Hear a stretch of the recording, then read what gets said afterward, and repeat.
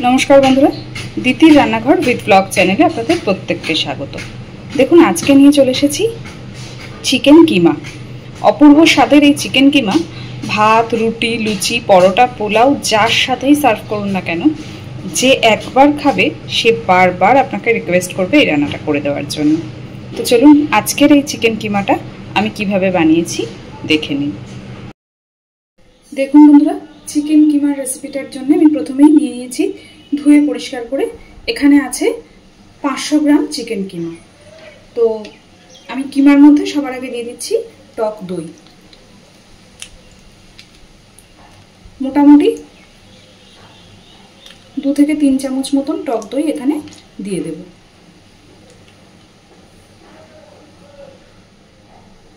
এইবার দিচ্ছি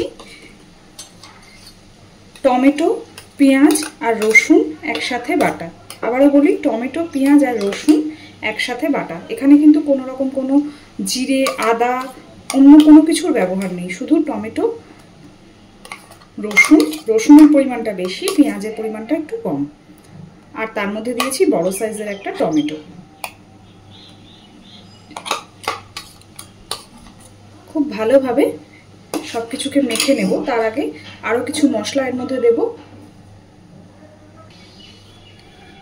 দিচ্ছি খানিকটা সরষের তেল,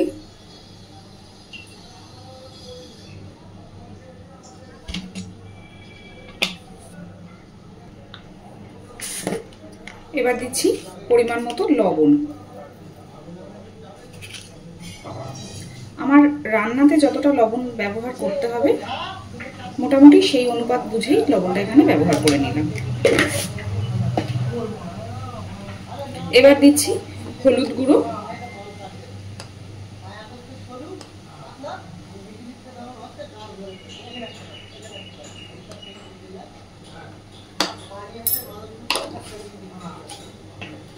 আর দিচ্ছি পরিমাণ মতো লঙ্কা গুঁড়ো। এটা কিন্তু ঝাল লঙ্কা গুঁড়ো।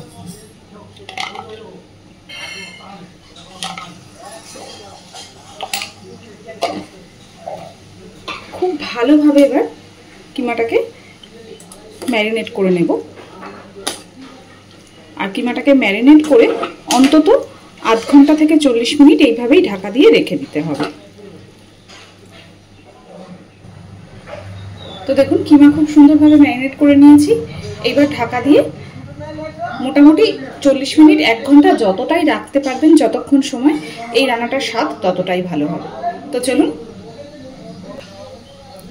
ঢাকা দিয়ে রেখে দিই। দেখুন কড়াই বসিয়ে কড়াইতে দিয়ে দিয়েছি তেল। তেলটা খুব ভালো করে গরম হয়ে গেলে এইবার সবার আগে আমি আলুগুলো ভেজে নেব। তো আমরা ন্যাচারালি বাড়িতে যেরকমভাবে মাংসের আলু কেটে থাকি সেইভাবেই আমি আলু কেটে ধুয়ে পরিষ্কার করে নিয়েছি। আলুগুলোকেও এবার খুব সুন্দরভাবে আগে ভাজবো। তেল গরম হয়ে গেছে, দিয়ে দিচ্ছি আলু।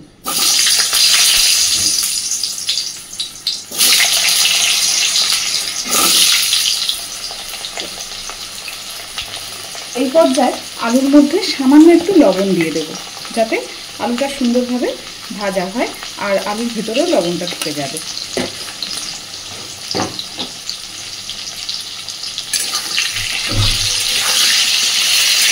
নাড়াচাড়া করে মিশিয়ে দেবো সবকিছু।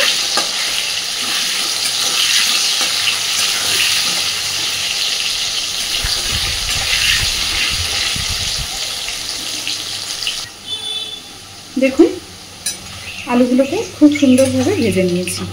আশা করি আলুগুলো দেখে বুঝতে পারছেন কত সুন্দর করে আলুগুলোকে ভেজে নিয়েছি। তবে আমি কিন্তু এখানে আলু ভাজার সময় কোনো রকম হলুদের ব্যবহার করিনি, আপনারা চাইলে হলুদ দিয়েও ভাজতে পারেন। এইবার সমস্ত আলুগুলোকে তেল থেকে তুলে নেব।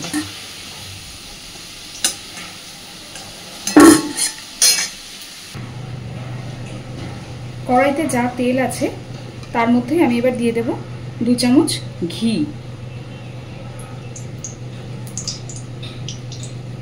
হলুদ ছাড়া শুধু লবণ দিয়ে আলুগুলোকে ভেজে তুলে রেখেছি।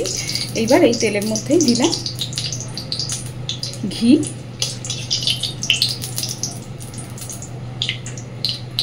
আর দেব ফোড়নে আস্ত গরম মশলা।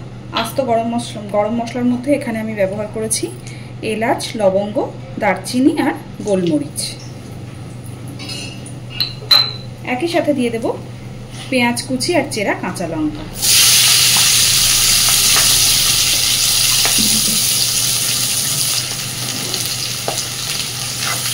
ঘিয়ের মধ্যে আস্ত গরম মশলা ফোড়ন দিয়ে এইভাবে পেঁয়াজ কুচি, চেরা কাঁচা লঙ্কা এগুলো সব দিয়ে একসাথে করে ভাজতে থাকলে খুব সুন্দর একটা গন্ধ বেরোতে শুরু করবে। এই পর্যায়েতেই আমি দিয়ে দেব খানিকটা চিনি, তাতে করে রান্নার রঙটা খুব সুন্দর আসবে। খুব বেশি না, অল্প পরিমাণে একটু চিনি দিয়েছি। এই চিনিটাতে কিন্তু মিষ্টি ভাব আসবে না, কিন্তু রান্নার রঙটা খুব ভালো হবে।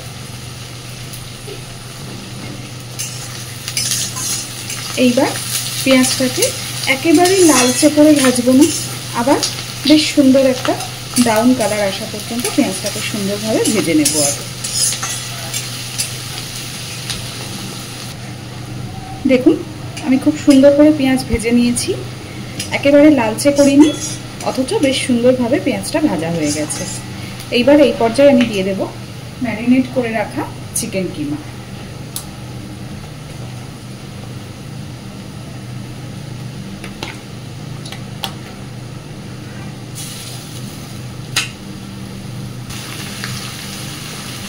চিকেন কিমাটা দিয়ে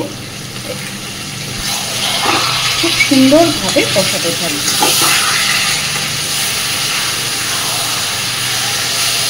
কিমাটা দেওয়ার পরে প্রথম মিনিট 5 গ্যাসের ফ্লেমটাকে হাইতে রাখবো, তারপরে গ্যাসের ফ্লেমটাকে মিডিয়াম টু লোতে রেখে একটু সময় নিয়ে সুন্দরভাবে চিকেন কিমাটাকে কষাতে থাকবো। যত সময় ধরে আস্তে আস্তে কষানো হবে এই রান্নাটার স্বাদ ততটাই ভালো হবে। আর আমি আপনাদেরকে একবার অনুরোধ করব, দেখুন ইউটিউব প্ল্যাটফর্মে অনেক রকম রান্না আছে আর প্রচুর রান্না আমরা সবাই প্রত্যেকদিন দেখিও। আমি তো বিশেষ করে সমস্ত মোটামুটি কুকিং চ্যানেলগুলো আমি দেখতে ভীষণই পছন্দ করি আর আমি দেখিও, কিন্তু এই পদ্ধতিতে আমি যেভাবে আজকে চিকেন কিমাটা রান্না করছি অবশ্যই একবার এই পদ্ধতিতে চিকেন কিমা রান্না করে দেখবেন। এত সুন্দর হয় খেতে, শুধু গরম ভাতে বা রুটি পরোটা বলে বলবো না, পোলাও, ফ্রাইড রাইস যাতেই দেবেন, রুমালি রুটি যে কোনো কিছুতে এই কিমার স্বাদ কিন্তু অসম্ভব ভালো। যদি একবার এইভাবে বাড়িতে না বানান তাহলে বুঝতেই পারবেন না। দেখুন এক ফোঁটাও জলের ব্যবহার করিনি, অথচ চিকেন থেকেই বকবক করে বেশ অনেকটা জল বেরিয়েছে। যেহেতু আগে থেকে ম্যারিনেট করা ছিল প্লাস দই দেওয়া ছিল, জলটা তো বেরোবে।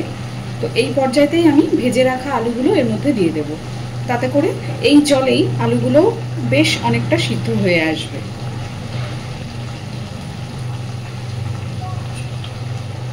আলুগুলোকেও খুব সুন্দর করে মিশিয়ে দিয়ে একসাথে করে সবকিছু কষাতে থাকবো।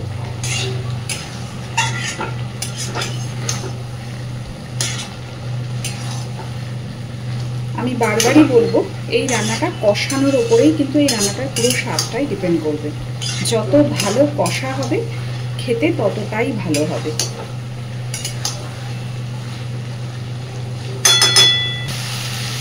দেখুন কত সুন্দরভাবে কষানো হয়েছে, চারিদিক দিয়ে সুন্দর করে তেল ছেড়ে যাচ্ছে। খুন্তির গায়ে দেখেও বুঝতে পারছেন কষাতে কষাতে কিন্তু একদম তেল ছেড়ে যাচ্ছে।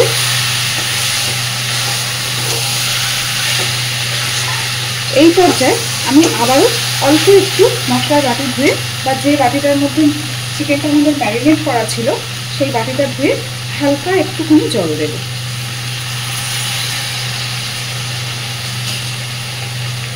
আমি আমার অনেক রান্নাতেই আপনাদেরকে বলেছি অল্প অল্প করে জল দিয়ে দিয়ে যে কোনো রান্না এরকমভাবে কষাতে কষাতে যত ভালো করে এইভাবে অল্প অল্প করে জল দিয়ে কষানো হয় তাতে করে রান্নার স্বাদ খুব সুন্দর আসে। তো এইভাবে আরও মিনিট 2 আমি এটা চিকেনটাকে কষিয়ে নেব।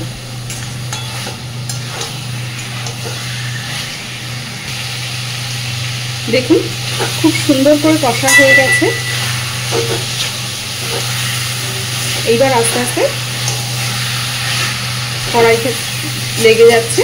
আর দেখে বুঝতেই পারছেন কষানোটা, আমি বারবার বলছি এই রান্নাটাতে খুব সুন্দর করে কষে নিতে হবে। খুব সুন্দর একটা কালারও এসেছে। আর এই চিকেন কিমার রেসিপিটাতে কিমাটা খেতে যতটা না ভালো লাগে তার থেকে আলুটা যেন মনে হয় অনেক বেশি টেস্টি লাগে। ওই জন্য ন্যাচারালি আমি কি করি, যখনই এই কিমাটা রান্না করি আমি একটু বেশি পরিমাণে আলু ব্যবহার করি। বাট এটা সম্পূর্ণ অপশনাল, আপনারা চাইলে কিন্তু আলুটাকে স্কিপ করতেই পারেন। এইবার আলুটা সিদ্ধ হবে, বা কিমা তো অলরেডি এতক্ষণ ধরে কষানো হয়েছে, তাতে সিদ্ধ হয়েই গেছে, তবু অল্প পরিমাণে একটু জল দিয়ে দেবো।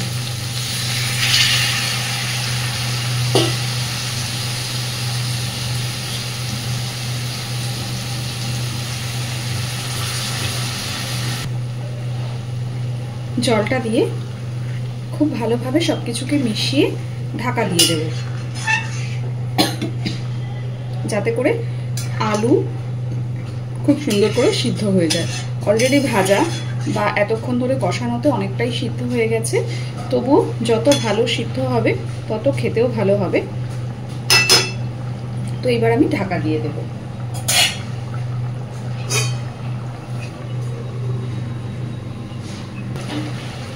দেখুন যতটা জল দিয়েছিলাম জলটা পুরোটাই শুকিয়ে গেছে প্রায়, আর যেটুকু জল আছে সেটুকুও টেনে যাবে। কিন্তু এই পর্যায়ে আমি গ্যাসের ফ্লেমটাকে একদম লোতে করে দেব, আর ঢাকা দেব না। আর একেবারে ঢাকা দিয়ে রাখবেন না, মাঝে মধ্যে 1-2 মিনিট অন্তর অন্তর বা একটু পরপর ঢাকাটা খুলে কিন্তু একটু করে নেড়ে দেবেন, তা না হলে তলায় লেগে যেতে পারে কড়াইতে। তো এইবার আমি ঢাকনাটা খুলে এইভাবে একদম গ্যাসের ফ্লেমটাকে সিমে রেখে আরও মিনিট 5 এটাকে এইভাবেই রেখে দেব। দেখুন গ্যাসের ফ্লেমটাকে একদম সিমে দিয়ে আমি মিনিট 5 এইভাবেই এটাকে রেখে দিয়েছিলাম, তাতে করে ওপর থেকে কি সুন্দরভাবে তেলটা ভেসে উঠেছে। দেখে বুঝতেই পারছেন যে এটা খেতে কতটা লোভনীয় হতে পারে। তো অবশ্যই আমি অনুরোধ করব আপনাদের সবার কাছেই যে একবার অন্তত এই পদ্ধতিতে চিকেন কিমা বাড়িতে বানিয়ে দেখুন। আর পারলে হয় লুচি বা পোলাও, দুটোর যে কোনো একটা দিয়ে অবশ্যই বাড়িতে ট্রাই করে দেখুন। এটা আমি কথা দিচ্ছি এই রান্নাটার প্রেমে পড়ে যাবেন, এত অপূর্ব হয় খেতে। তো এইবার আমি গ্যাসের ফ্লেমটাকে অফ করে দিচ্ছি। আজকের আমার এই চিকেন কিমার রেসিপিটা আপনাদের কেমন লেগেছে আমাকে জানাতে ভুলবেন না। আর প্লিজ আমার চ্যানেলটাকে লাইক, শেয়ার এবং সাবস্ক্রাইব করে আমার পাশে থাকবেন। আর এতক্ষণ আমার সাথে থাকার জন্য অসংখ্য ধন্যবাদ।